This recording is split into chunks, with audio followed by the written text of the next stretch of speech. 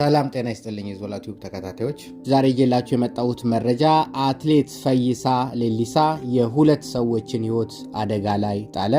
የአንደኛው ህይወት ሲያልፍ የአንደኛው ህይወት ደግሞ በጽኑ ህመም ላይ ይገኛል።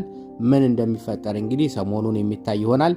ይህንንም ተከትሎ በማህበራዊ ሚዲያ ላይ ሰፊ መነጋገሪያ ሆኗል። እሱም ለዚህ ጉዳይ መልስ ሲሰጥ ምን ታካብዳላችሁ? ማንኛውም ሰው አደጋ እንደሚያደርሰው ነው አደጋ የደረሰው ሲል መልእክቱን በፌስቡክ ገጹ ላይ ለሰፊው ህብረተሰብ አጋርቷል። በጣም የሚገርም ነገር ነው። እንግዲህ በዛ ሰዓት ግን ባጋራ ሰዓት ላይ ግን አንደኛዋ በመኪና የገጫት ማለት ነው፣ አንደኛዋ በጽኑ ህመም ላይ ነበረች። ከዛ ህይወቷ ካለፈ በኋላ ግን እኔ በፍጹም ይሄንን ቃል አላልኩም፣ እኔ አልተጠቀምኩም በሚል ከፌስቡክ ላይም አጠፋፍቶ እሱ ግን እንዳላለ መረጃውን በድጋሚ አሰራይቷል ማለት ነው። ፖሊሶች በሰዓቱም ፖሊሶች ደርሰው ነበር። እኔ ማንነቴን አታቁም ማለት ነው በማለት ከኪሱ ሽጉጡን ላጣርጎ ፖሊሶቹን በማስፈራራት ጥሏቸው ሄዷል ማለት ነው። እንግዲህ ብዙ ጊዜ ፖሊሶች አሯሩጠውና አሳደው የሚይዙት ፌስታል በእንጀራ የያዘውን ሰው ነው እንጂ ሰው የገደለውን ሰው አሯሩጠው መያዝ አቅም እንደሌላቸውም አሳይተዋል ማለት ነው። በጣም ይገርማል። አንድ ሰው ቢሆን በእንጀራ በፌስታል የያዘ ሰው ቢሆን ግን ወዲያው አሳደው ወንጀለኛ ፌስታል ይዞ ተገኝተዋል ብለው ያንን ሰው ወደ ፍርድ ቤት ወይ ደግሞ ወደ እስር ወይ ደግሞ ወደሚገባው ቅጣት ይወስዱት ነበረ። የሁለት ሰዎችን አደጋ ላይ የጣለው ሰውና በፖሊሶች ላይ ሽጉጥ የመዘሰው ሰው ግን በፖሊስ ታጅቦ በሽኝት ታጅቦ ወደ አሜሪካ እንዲገባ ተደርጓል። እንግዲህ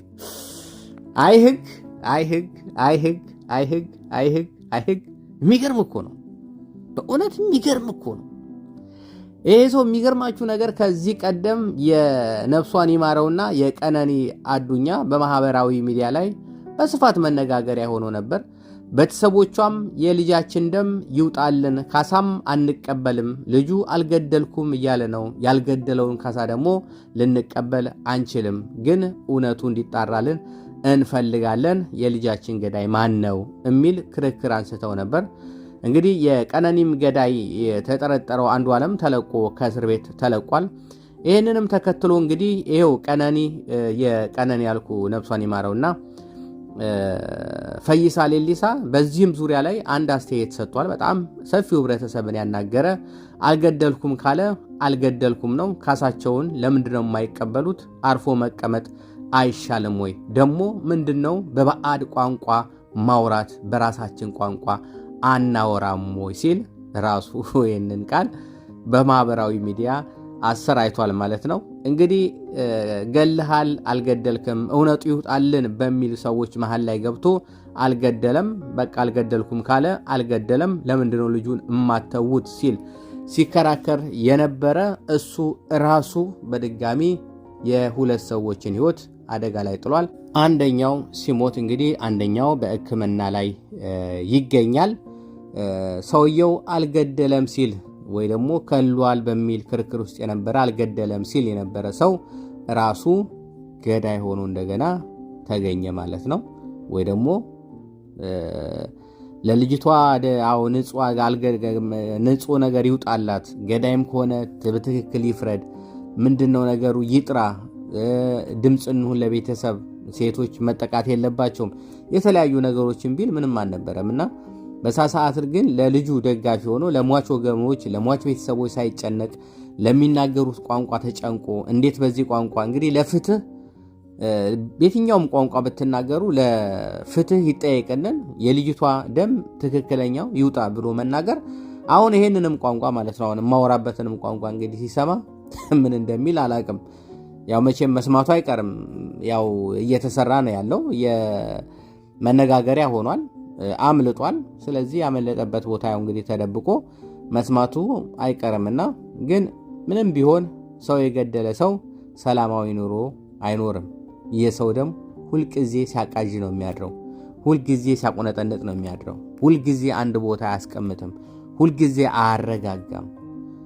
እና እንግዲህ በጣም በእውነት በጣም የሚያሳዝን ነገር ነው። እኔ ስሰማ በጣም ነው ያዘንኩት። እንግዲህ ብዙ ነገሮችን በማህበራዊ ሚዲያ ላይ ብዙ ጊዜ ወጣ ያሉ ነገሮችን ህዝብን የሚያነጋግሩ ነገሮችን ወይ ደግሞ ከህዝብ ተቃራኒ በመሆን ነው ይሄ ልጅ እንግዲህ ሲታወቅ የነበረው። ከዚህ ቀደምም እንደዚሁ ጥይት አውጥቶ እንዴት ነው ነገሩ ሲባል ማን ሊነካን ነው እኛ አታውቁንም ወይ የሚል መልስ ነበር የመለሰው ሲባል ነበርና እንግዲህ አሁን ጠጥቶ ሰክሮ ነው አሉ። እንግዲህ ሰክሮ ነው ይባላል ወይ አውቆ ነው ይባላል፣ ይሄ ነው የሚባል በትክክል አሁን ይሄ ነው መረጃው የሚባል ምንም ጥርት ያለ ነገር የወጣ ነገር የለም። ብቻ ነፍስ አጥፍቶ እንደጠፋ ነው። በፌስቡኩም እንደጻፈው ነው በሰዓቱ ምን ታካብዳላችሁ ማንም ሰው አደጋ እንደሚያደርሰውን አደጋ ደረስኩት በሚል መልእክቶችን ያስተላለፈው። በጣም ያሳዝናል። እንግዲህ ይሄ በጣም ከባድና መሪር የሚሆነው ለሟች ቤተሰቦች ነው። ሀዘኑን ለሚቀበሉ ቤተሰቦች ነው። ልጆቻቸውን ላጡ ቤተሰቦች ነው። እና ለነሱ ምን ያህል ከባድ ሀዘን እንደሆነ አስቡት። ልጃችን ደረሰ አደገችልን ሲሉ የ16 ዓመት ሴት ልጅ ነች። ሴቷ ልጅ ነው እንግዲህ የሞተችው። አንደኛው ወንድ መሰለኝ የተገጨው አላወኩም፣ ግን የሞተችው ግን ሴት ልጅ ነች። 16 ዓመት ልጅ ነች። ደረሰችልን ሲሉ በመኪና አደጋ ልጃቸውን ሲያጡ በጣም ከባድ ነው። ማጣታቸው ልጃቸውን ማጣታቸው ብቻ ሳይሆን ደረቱን ነፍቶ በቦሌ ተከቡ አይዞህ በርታ ብሎ መሸኘቱም ደግሞ በጣም ሌላ ቁስል እና ሌላ የሆነ በሽታ የሚፈጥር ነገር ነው።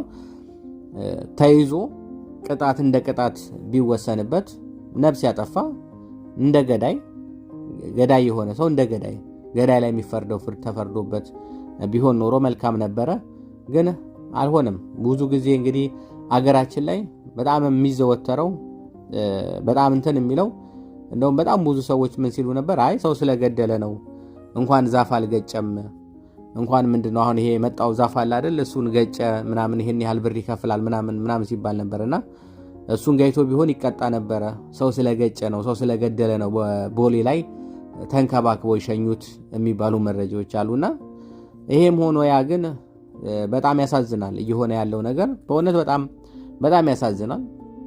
እንግዲህ ፈጣሪ ሀገራችንን ሰላም ያርግልን። ለሞች ቤተሰቦች መጽናናትን እንመኛለን። ቁስሉ ለነሱ ነው የተረፈው። እኛ እንደዚህ እንደምናወራው አይደለም። ልጅ ያሳደገች እናት አለች። ልጅ የደረሰችልኝ ብላ ልጇን የምታይ እናት አለች። አባት አለ፣ ብዙ ነገር አለና ያ ሁሉ እንደዚህ ድንገት አደጋ በልጃቸው ላይ በመኪና ተገይታ ገሎ በቦሌ ተንቀባሮ ሲወጣ ተናግሮ በፌስቡክ ጽፎ ማንኛውም ሰው አደጋ እንዳደረሰ ነው አደጋ ያደረስኩት ቀላል አድርጎ ልክ እንቁላል እንደተሰበረ ነገር አድርጎ ሲሄድ ለቤተሰብ ለሟች ወገን ቀላል ነገር አይደለምና እንግዲህ ለሁሉም ጊዜ ያለው ፈጣሪ እሷንም ነፍሳን ይማርልን። የታመመውንም በጽኑም ህመም ላይ ያለው ፈጣሪ ይማርልን ለማለት እወዳለሁ። ስለተከታተላችሁኝ አመሰግናለሁ። ባይ ባይ።